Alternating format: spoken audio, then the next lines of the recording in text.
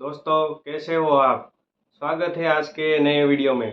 तो आज मैं एक ऐसे फल के बारे में बात करने वाला हूँ जो फल कई लोग खाना तो पसंद नहीं करते हैं, लेकिन मैं आज कुछ ऐसे बेनिफिट्स के बारे में बात करने वाला हूँ। अगर आप नहीं खाते हैं तो आप आज ही खाना शुरू कर देंगे। तो बिना किसी देरी के शुरू करते हैं आज का ये वीडियो। स्वागत है मेरे YouTube channel health is wealth में। मैं डॉक्टर हार्दिक ढाकेजा। तो दोस्तों, वो फल है पपीता, यानी कि पपैया। तो आज हम बात करेंगे कि पपीता में क्या क्या न्यूट्रिशन होता है, पपीता का क्या क्या फायदा होता है और पपीता खाने से क्या क्या नुकसान हो सकता है। तो सबसे पहले बात करते हैं, अगर आप कच्चा पपीता खाते हो तो वो तो सेहत से बहुत ही फायदेमंद होता है और उसमें गुणों से भरपूर होता है। लेकिन आप पका पपीता भी खाते हो तो वो स्वाद के साथ साथ आपकी सेहत को भी फायदा देता है। लेकिन क्या आप कच्चा पपीता का सेहत और उसके गुणों के बारे में जानते हैं? असल में देखें तो पक्का पपीता जितना सेहत के लिए फायदेमंद होता है, उतना ही कच्चा पपीता भी सेहत के लिए फायदेमंद और गुणों से भरपूर होता है। तो आइए दोस्तों, सबसे पहले बात करते हैं कि पपीता में क्या क्या न्यूट्रिशन होता है। तो पपीता में अगर आप 100 ग्राम जितना पपीता लेते हैं तो उसमें आपको 40 कैलोरी जितना एनर्जी मिलेगा। और उसमें साथ ही साथ विटामिन सी और विटामिन ए की मात्रा भरपूर होती है। और विटामिन सी 68% जितना होता है और विटामिन ए 32% जितना है। और साथ ही साथ उसमें विटामिन ई भी होता है। और उसमें कार्बोहाइड्रेट, प्रोटीन, फैट और फाइबर भी अच्छी मात्रा में मौजूद होते हैं। और साथ ही साथ उसमें एंटीऑक्सीडेंट्स होते हैं और एंजाइम भी मौजूद होते हैं। इसलिए पपीता खाने में बहुत ही फायदेमंद है। तो आइए दोस्तों, बात करते हैं पपीता के बेनिफिट्स के बारे में।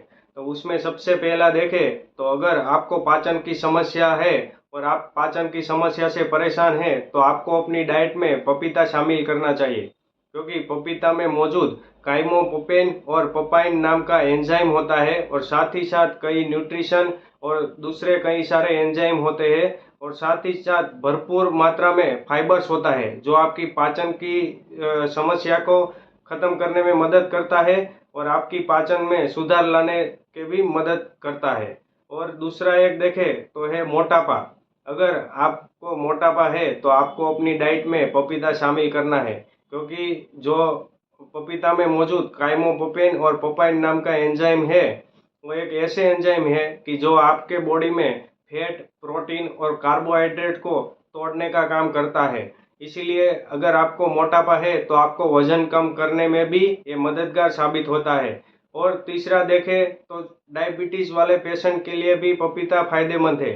लेकिन डायबिटीज वाले पेशेंट को कच्चा पपीता खाना चाहिए, क्योंकि कच्चा पपीता में शुगर की मात्रा कम होती है। इसीलिए अगर डायबिटीज वाले पेशेंट कच्चा पपीता खाते हैं तो उसमें मौजूद विटामिन्स, मिनरल्स, न्यूट्रिशन और एंटीऑक्सीडेंट जो ब्लड शुगर लेवल है उसको कम करने में मदद करता है। इसलिए डायबिटीज वाले पेशेंट के लिए भी पपीता फायदेमंद है। और एक देखें तो उसमें मौजूद विटामिन सी, विटामिन ई और विटामिन ई, जो सब विटामिन है और कई सारे न्यूट्रिशन है और स्किन के लिए भी फायदेमंद है और स्किन के ग्लो बढ़ाने में भी मददगार साबित हुए हैं। और दूसरा एक देखें तो पपीता अपने बॉडी में कोलेस्ट्रॉल बढ़ने से भी रोकता है, क्योंकि पपीता में मौजूद विटामिन सी, एंटीऑक्सीडेंट और फाइबर की मात्रा अच्छी होने की वजह से वो जो आप अपने ब्लड में कोलेस्ट्रॉल बढ़ने से भी रोकता है। और आगे जाके अब हमको आने वाली जो बीमारी है, हार्ट अटैक या हाई ब्लड प्रेशर और ब्लड कोलेस्ट्रॉल लेवल को भी बढ़ने से रोकता है। तो ऐसी कई सारी बीमारियों से भी वो सुरक्षित रखता है। इसीलिए आपको अपनी डाइट में पपीता शामिल करना है और साथ ही साथ आपका वजन कम करने में भी वो मदद करता है।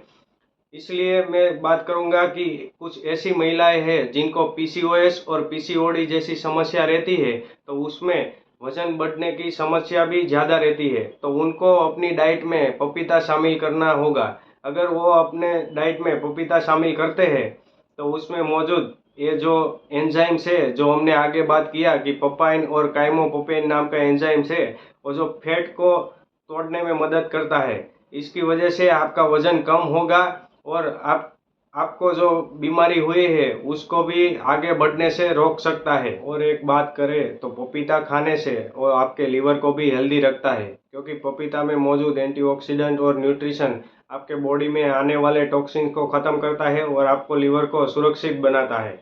और दूसरा एक बात करें तो पपीता खाने से जो अस्थमा वाले पेशेंट है उनको भी फायदा मिलता है, क्योंकि पपीता में जो एंटीऑक्सीडेंट्स और न्यूट्रिशन मौजूद है वो आपको फेफड़े को भी हेल्दी बनाता है और उसकी जो लंग कैपेसिटी है वो भी इंक्रीज कर देता है।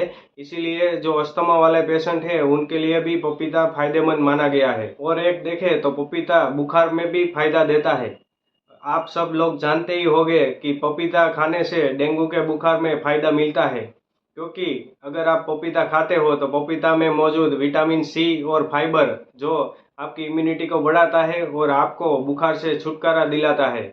और कई लोग पपीता के पत्ते का रस निकाल के डेंगू के बुखार में 1 चम्मच जितना पीते हैं, क्योंकि वो करने से आपका जो डेंगू के बुखार में प्लेटलेट कम हुआ है उसको भी बढ़ाता है और हीमोग्लोबिन को बढ़ाने में भी वो मदद करता है। इसलिए पपीता के पत्ते को रस को भी डेंगू के बुखार में पीते हैं। और साथ ही साथ हम देखें तो होम्योपैथिक में भी एक मेडिसिन है जो पपीता में से बनती है और उसका नाम है कैरिका पपैया।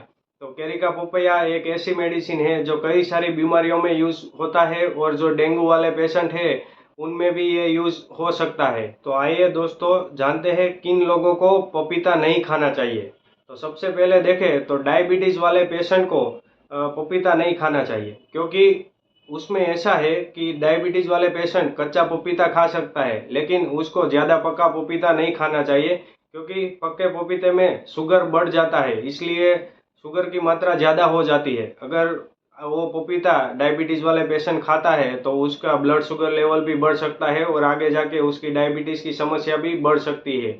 इसलिए डायबिटीज वाले पेशेंट को अपने डॉक्टर से सलाह लेके ही पपीता अपनी डाइट में शामिल करना चाहिए। और दूसरा एक देखें तो प्रेग्नेंट लेडी है उनको भी पपीता नहीं खाना चाहिए, क्योंकि जो पपीता है उसको गर्म तासीर वाला फल बोला गया है। अगर आप पपीता अपनी डाइट में शामिल करते हैं तो जो पपीता में गर्म तासीर होने की वजह से जो आपका बच्चादानी है उसको संकुचन आ सकता है और उसमें आपका जो बच्चा है उसका गर्भपात या एबॉर्शन होने का चांसेस बढ़ जाता है। इसीलिए प्रेग्नेंट लेडी को भी अपनी डाइट में पपीता शामिल नहीं करना है। और एक देखें तो अगर आपको डायरिया और लूज मोशन जैसी समस्या हुई है तो भी आपको पपीता नहीं खाना है, क्योंकि अगर आप पपीता खाते हैं तो आपको जो डायरिया और लूज मोशन जैसी समस्या हुई है वो भी बढ़ सकती है, क्योंकि उसमें मौजूद फाइबर वो आपको जो ये समस्या है वो बढ़ाने में मदद करता है। और दूसरा एक देखें तो पपीता में मौजूद लेटेक्स और पोपाइन से अगर आपको एलर्जी होता है तो आपको पपीता नहीं खाना चाहिए। अगर आपको पपीता खाने से कोई भी एलर्जी होता है तो आपको अपने डॉक्टर की सलाह लेनी जरूरी है।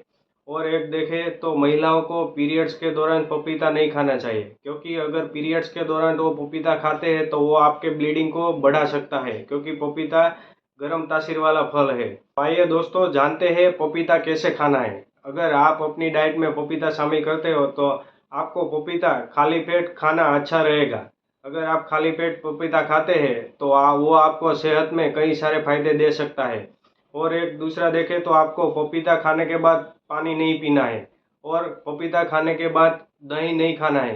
अगर ये सब आप जो करते हो कि पपीता खाने के बाद अगर आप दही खाते हो तो आपको पेट को भी खराब कर सकता है और आपको लूज मोशन या कोई भी दूसरा समस्या हो सकता है। इसलिए पपीता अपने डॉक्टर को सलाह लेके ही खाइए।